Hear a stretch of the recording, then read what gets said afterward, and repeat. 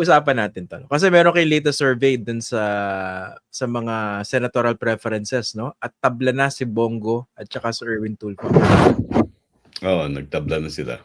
Okay. Pero nangyari ito even before the arrest, 'di ba? Definitely.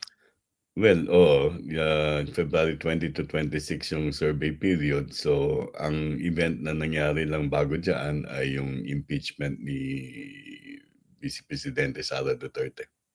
Ah, may ano ba, nakakatulong ba itong issue ng sa pagbasa ninyo, no?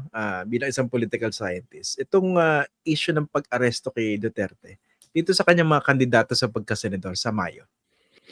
Kung gagamitin nila yan bilang isang trahedya na parang inaapi at ihahayag nila ng mabuti kung anong uri ng pang-aapi, maaaring makakuha sila ng simpatya, no, sa mga mamamayan, sa mga botante. At ganun na nga ang kanilang panimula, no, Christian.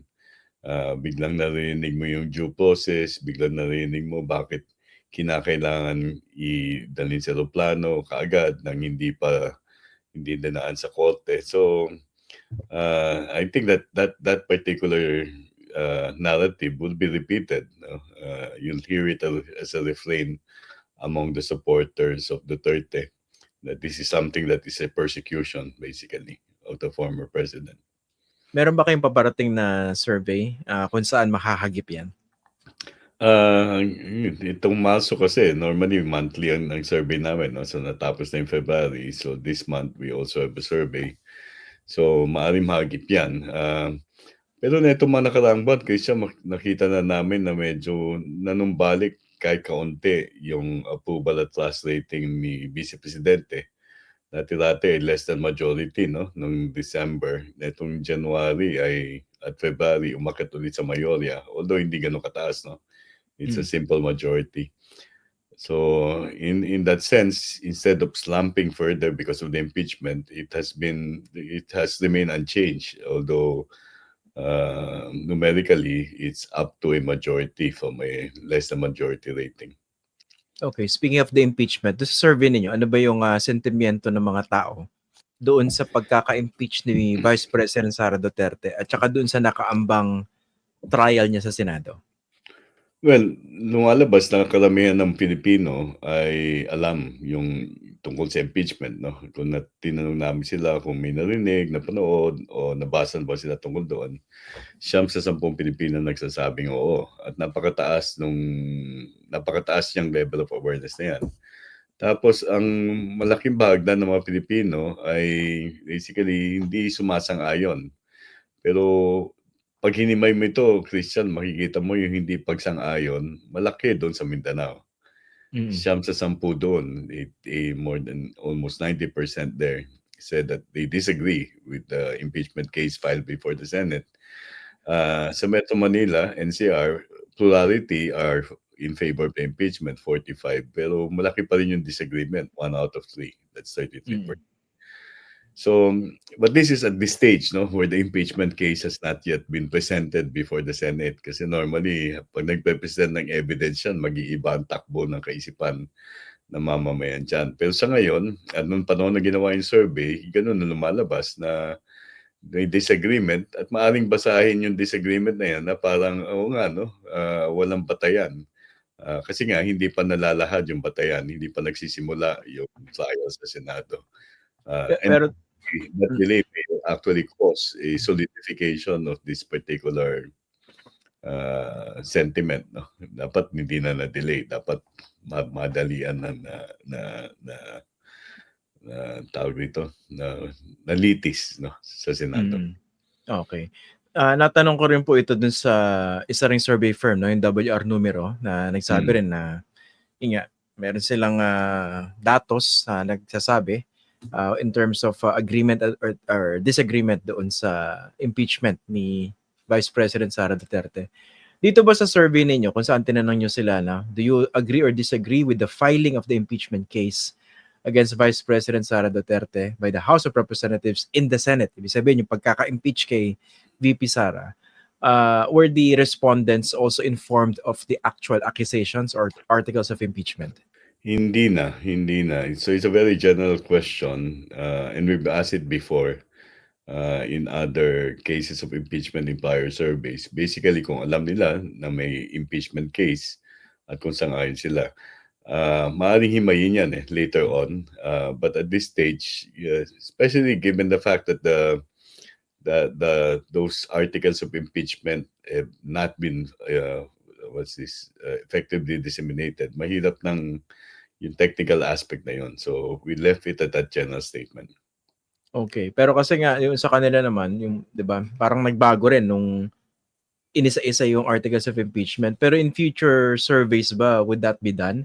Para mas aware yung mga tao kung ano yung pinag-uusapan? Kasi aware sila sa yung level of awareness nila 9 out of 10. Pero baka hindi na naintindihan specifically mga accusations. Natatandaan ko nung impeachment ni dating Chief Justice Colonna, mas maraming katanungan doon. Unang-una kung sila among those who are aware, tinanong namin sila kung sinusundan nila yung hearing sa Trial. Senado.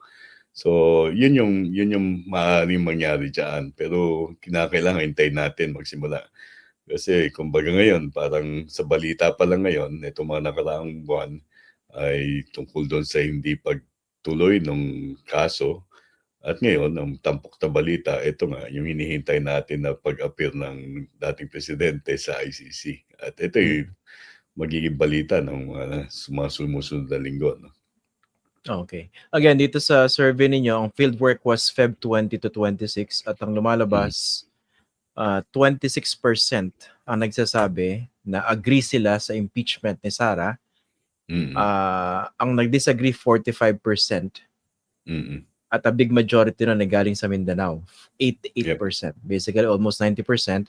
Tapos, ang nagsabi na I don't have enough knowledge to give an opinion, 7% lang.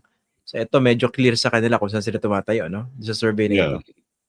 Medyo na-divide yung publiko. At makikita mo yan, lalo na sa malaking area ng Balas of Luzon. Hating-hati. No? 1 out of 3 agree, 1 out of 3 are undecided. And then you have about 1 out of 4 saying that they disagree. So yung ambivalence yung ibang areas, pero yung Mindanao, pag tinanong mo, yung strongly disagree, napakalaki. That's 7 out of 10 Mindanaoans saying that they strongly disagree. So yung intensity of disagreement is clearly expressed among those in Mindanao. Okay. Dito naman sa isang tanong ninyo, no? Do you believe that the Senate will be fair or unfair as a court that will hear the impeachment case against Vice President Sara Duterte? Ang nagsabi na magiging fair ang Senado, 21%. Ang nagsabi not fair, hindi magiging patas ang Senado, 35%. Tapos ang nagsabi I don't have enough knowledge to give an opinion, 11%. Tanong ko muna, no, bakit ito yung tanong na, bakit ganito yung phrasing ng tanong? Well, again, it's a very general thing, no? Based on their own estimation of their own knowledge of the current composition of the Senate.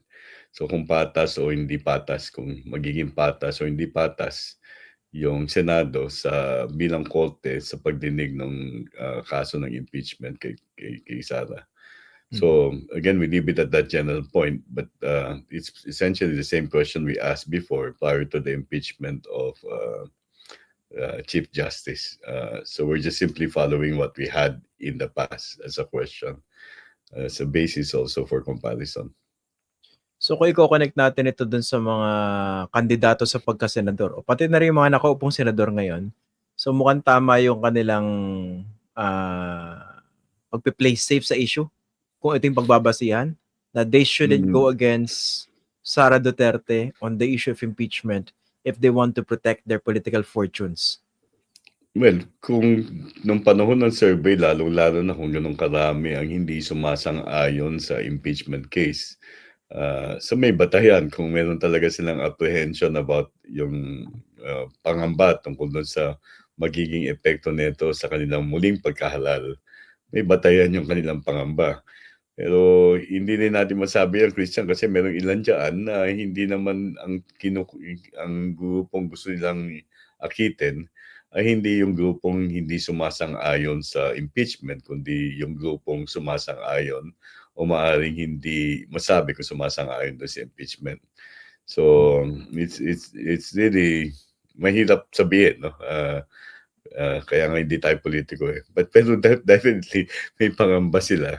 May batayan yung kanilang pangamba na maaaring makakasama sa kanilang re-election, at least among the re-electionists.